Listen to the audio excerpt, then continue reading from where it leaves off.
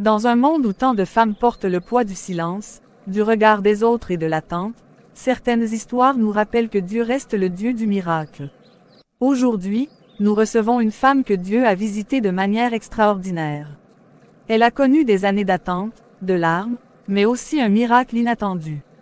Elle s'appelle Grâce. Bonjour, Grâce. Bonjour, Cicia. Bonjour à tous les téléspectateurs. C'est un honneur pour moi d'être ici pour partager ce que Dieu a fait dans ma vie. Merci d'avoir accepté cette invitation. Alors, Merlissa, raconte-nous un peu ton histoire. Comment tout a commencé? Eh bien, tout a commencé simplement. Je me suis mariée très jeune, pleine d'amour, pleine d'espérance.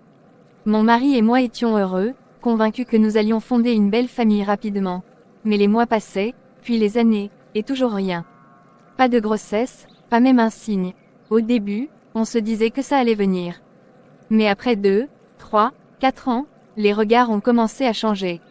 Les gens posaient des questions, certains faisaient des remarques blessantes. Je priais, je pleurais, mais le ciel me semblait fermé.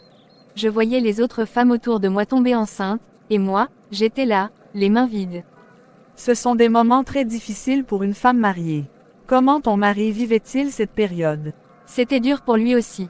Mais il m'a toujours soutenue, même si parfois je sentais sa tristesse.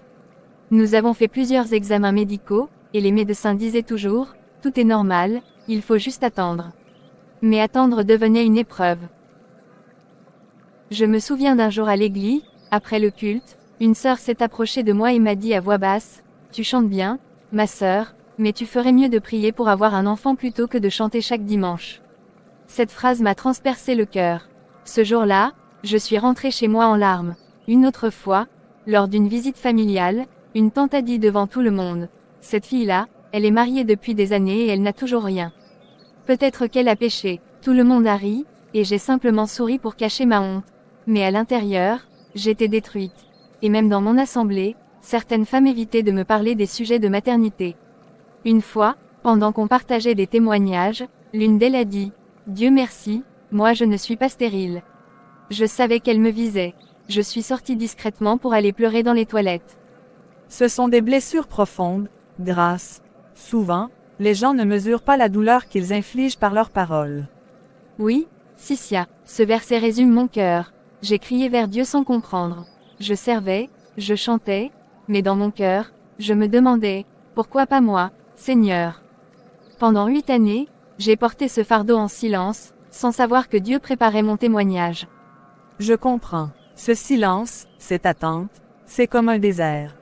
Il y a un passage dans Psaume 13 verset 2 qui dit « Jusqu'à quand, Éternel, m'oublieras-tu sans cesse?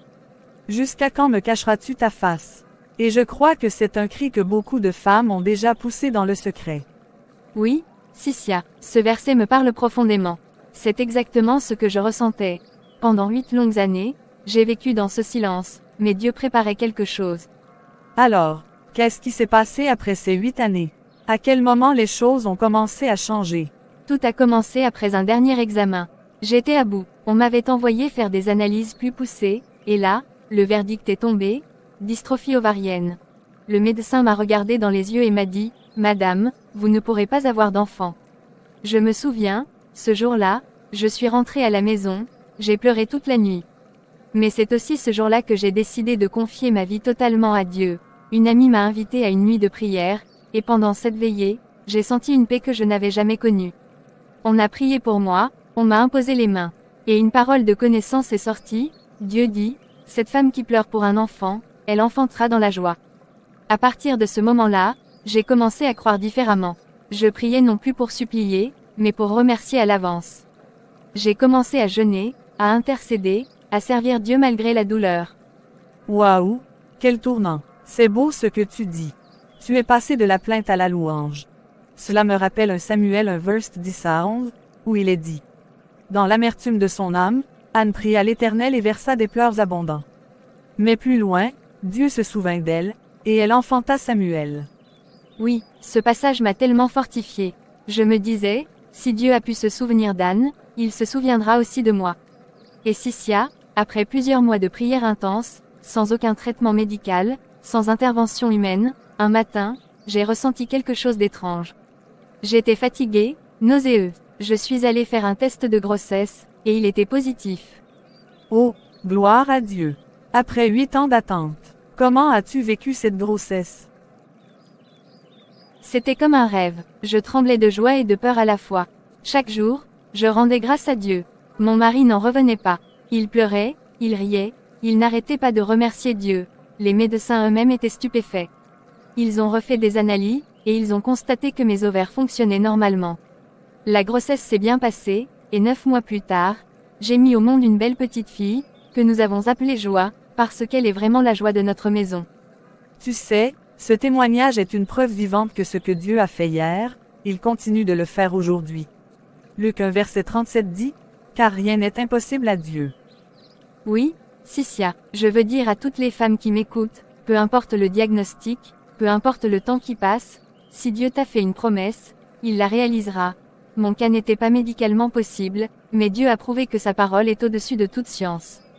Merci, grâce, pour ce magnifique témoignage. Que Dieu continue de bénir ta maison et ta petite joie.